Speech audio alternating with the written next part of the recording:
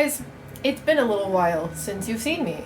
I've been MIA for a couple months now, and it's just because life gets busy. So I know I was consistently posting for at least a couple months where I was trying to post every week.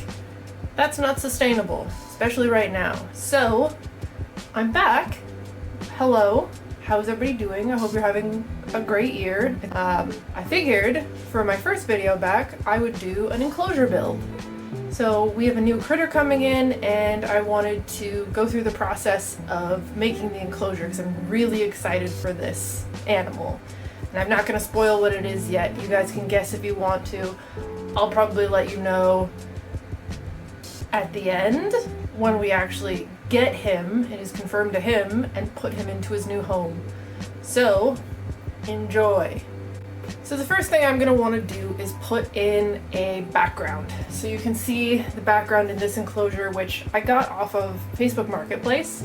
Fun fact, Facebook Marketplace is a great spot to get enclosures if you need them.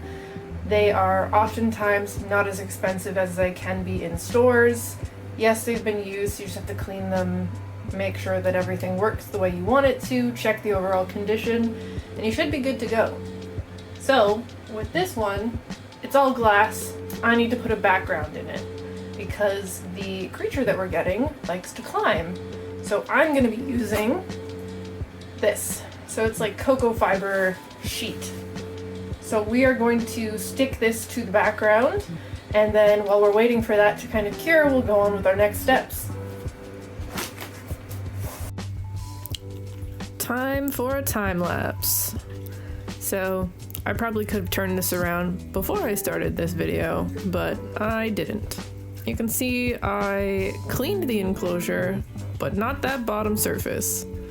So I wiped that down at the end. But you can clean your enclosures, especially when you get them off of Facebook Marketplace or if you've had a different animal in the enclosure. Make sure you wipe down the inside and the outside with vinegar and water. And then you also want to spray peroxide or wipe it down with peroxide as well. So one cleans it, the other one disinfects it. And that's super important to make sure that you're not spreading anything from one animal to the next. Once that's all done and I've got myself set up, I'm going to measure out how much of that cocoa fiber sheet I need to fill the background. And you can see here, I just measured out with like a marker or a highlighter, and then you cut it along that line. This stuff is not easy to cut, so make sure you've got a good sharp knife or an X-Acto knife or something like that. When I put it in, there's still a little piece, so it's not quite wide enough to fit the whole background. So all I did was cut another sliver, and then I layer them on each other. I can hide it all later if I need to. In order to get your cocoa fiber to stick to the background and be a background, you want to use 100% silicone. You can use whatever color you want. I just used whatever I had left from one of my other enclosure builds, which happened to be like a clear or off clear color. You just want to spread it all over the background and then stick your pieces of cocoa fiber to it. So I stick it in there. I chose to do the little piece first because then I can hide it a little bit better. And then I'll put the larger piece right on top of that. Make sure that it's the right way. I wanted it to be curved side down so that it would stick nicer. You do need to leave this and let it cure for at least 30 minutes before you do anything else, because it's not going to stick if you don't. 2, that's how silicone works. So I just put a bunch of heavy stuff on top of the silicone and I waited. While I was waiting, I decided to do my substrate. So I just buy these off of Amazon usually. They end up being a little bit cheaper than in some pet stores. So it's 2 different kinds of substrate. One of them is like a cocoa fiber mix. The other one was like a bioactive substrate. I didn't think that it was going to be those little round balls, but whatever, we made it work. You can use dirt, you can use wood chips, like a mix of things. It's always, I like to mix my substrates because I just find it looks more natural. So that was pretty much it for the substrate. I'll dampen it later. Then we go ahead and we get all of our other pieces ready. So our vines, because this creature climbs. It needs vines, it needs plants. They live in forests and they live near rivers. So we'll get to the river part of this after. I got my vines from Northern Gecko, which is just a Canadian company that's actually pretty close to where I live. I ship everything because it's winter time here and I don't want to deal with driving in the winter.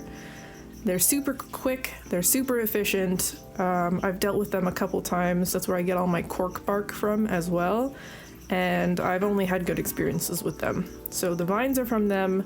The actual leaves are just from the dollar store. They don't have to be anything fancy. I find the dollar store is the best way to get different kinds of foliage at a good price. Some of the ones in pet stores can be a little bit expensive. So I left those soak, made sure that they were clean. While I was doing that, I reset up the tank. You can see that our background is more or less cured. It's not watertight yet, so that's kind of how silicone works, is if you leave it for 30 minutes, it's dry enough that you can work with it. If you leave it for 24 hours, that's when it's actually watertight. This didn't have to be watertight, so I could move on with the rest of the build. So you can see we left a little gap at the bottom. That's for our substrate layer. So I just kind of dump it all in there, and you can spread it out as you want to. You can make it perfectly flat. You can make it dynamic so that it's higher in some spots, lower in other spots. It's entirely up to you and how you want to do this. I made mine with kind of a big divot so that I could add in the water feature. So these creatures that I'm, again, not telling you what it is yet, they live near rivers and streams. So they're often around running water. So all I did was I got a turtle waterfall and I put some cork bark around it to kind of hide it a little bit, and I put it in a plastic tub. It's pretty easy, pretty simple. It doesn't have to break the bank to make them a functional enclosure. It's just they need a running water source because they don't really recognize still water. So you can use like a fish air bubbler, you can use an actual waterfall, whatever you really want, as long as the water is moving. Once I had it in place, I added a little bit more substrate in. I got it a little bit more damp just so that it wasn't so dusty. I'm gonna make it a lot more damp later, but I added more of that funny looking substrate stuff, which is actually super good for bioactive enclosures.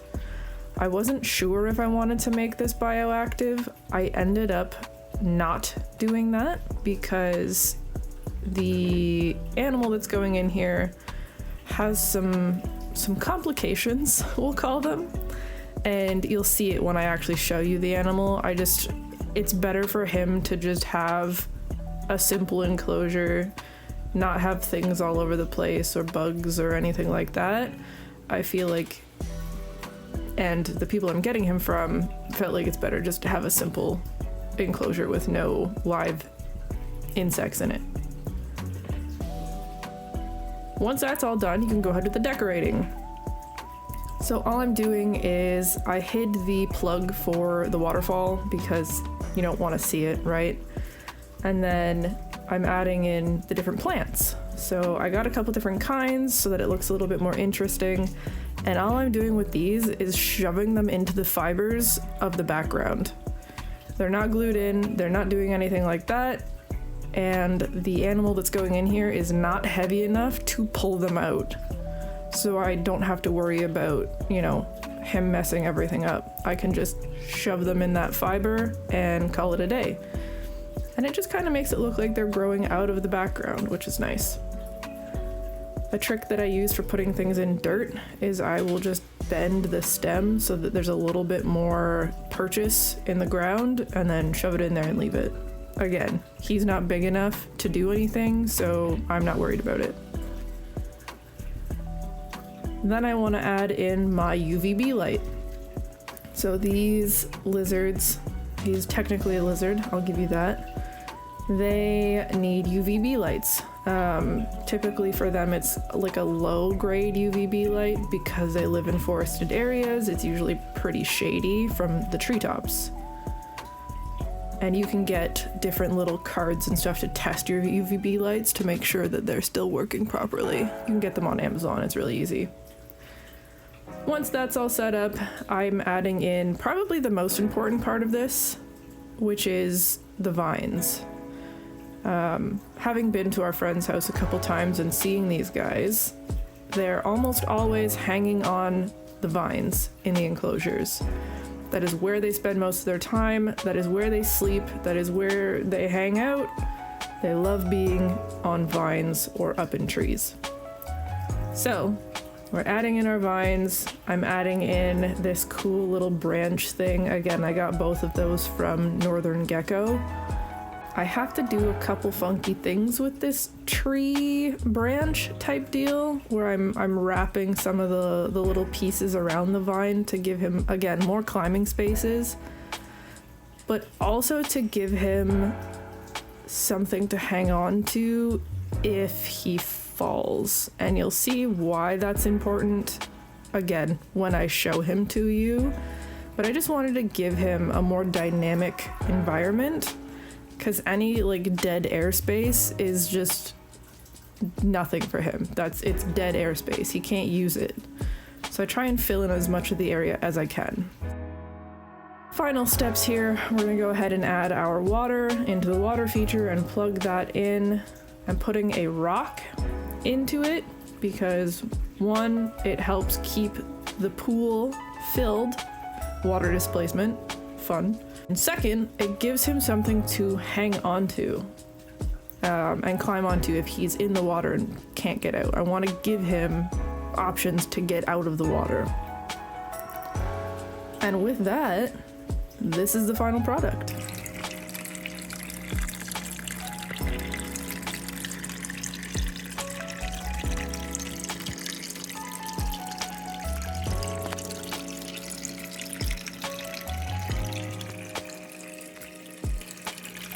Alright, the tank is all together. It's been doing its thing for a couple days now.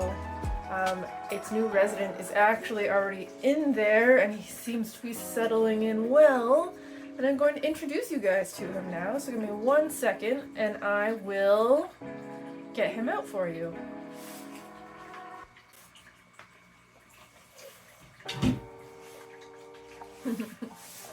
Okay, so this little guy is Sammy. Sammy is a mountain horned dragon. I will put in his scientific name in the video so that you guys can see it. He is amazing. He's asleep right now, which you can probably see his little eyes are closed. Very relaxed, very calm little dude. He is actually from one of our good friends. They run The Responsible Reptile is their business. We were visiting them very recently and I fell in love with this little guy. He sat on my shoulder for 2 hours. I am a sucker for the underdogs, and Sammy Z-Legs, or Sammy C-Legs is his name. Sammy actually has one of his legs that's a little bit different than the other. You can probably see just kind of looking at it, but this leg here doesn't work like this one does. It typically is facing in the opposite direction like this. They're not really sure if he fell and broke it or dislocated it, or if it was like a defect that developed. So they were explaining to me, he's a pet only animal. and I could not help myself. So he is now in my care. Oh, are you awake now? You're awake. Hello, Sammy. Good morning. How are you? They're very, very social creatures. You can see just from petting him, his eyes are closed again. Very relaxed. Our friends are doing a lot of pioneering with these species. Not a whole lot is known about them, especially in captivity. A lot of them are wild caught currently and then brought into the animal pet trade. But they're so interesting. He is actually fired down for the most part right now. He gets a lot more vibrant. He gets a really bright yellow head. His eyes kind of have like black eyeliner. His body ends up kind of green and red, and then his tail ends up being brown and white stripes. So he's absolutely gorgeous. Very social. They want to hang out with you. They want to just kind of chill. Like I said, when I first met him, he sat on my shoulder for 2 hours. He didn't run away, like nothing. So they are kind of a newer project or a newer species in the trade, and I can already tell they're going to be very, very popular as they get more known and more people hear about them. So this is kind of your little introduction to Sammy. So you can see that leg again.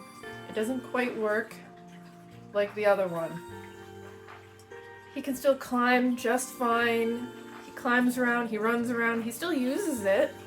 He's strong. It's just a little funky. So I figured it was nice to have him at least close to the people that bred him. That way, if there's any issues, I have direct contact with them. We can track his progress a little bit better that way. And since the species is a little bit less known, it's a good kind of scientific thing, I suppose, to keep an eye on how they grow with injuries or with developmental issues, how they adapt, if they adapt, all of that kind of stuff. So yeah, that's our little Sammy boy. I could not be happier with him. He's going to be my best friend. I will do a video on the species in the future. I need to do a lot more research on them before I do that video, because again, they're not super well known. Good jump. Woo. And I want to make sure that the information that I give is accurate. So, yeah, that's Sammy. Thank you for watching this video. I know it's been a really long time since I posted. My posts are probably still going to be infrequent. I'm going to try and work on that. I'm towards the end of the year now, or in the new year, depending on when this video comes out. But I'm going to do my best to do a little bit better with that. So this is what he does. He climbs up here and just hangs out. Come here. Come here. What are you doing? Anyway, thank you guys for watching this video. I hope you had fun watching the creation process. Let me know if you guessed what species it was in the comments. I'm going to assume that pretty well nobody did. But if you did, let me know. Remember, as always, to do your own research, and I will see you guys at some point in the next video.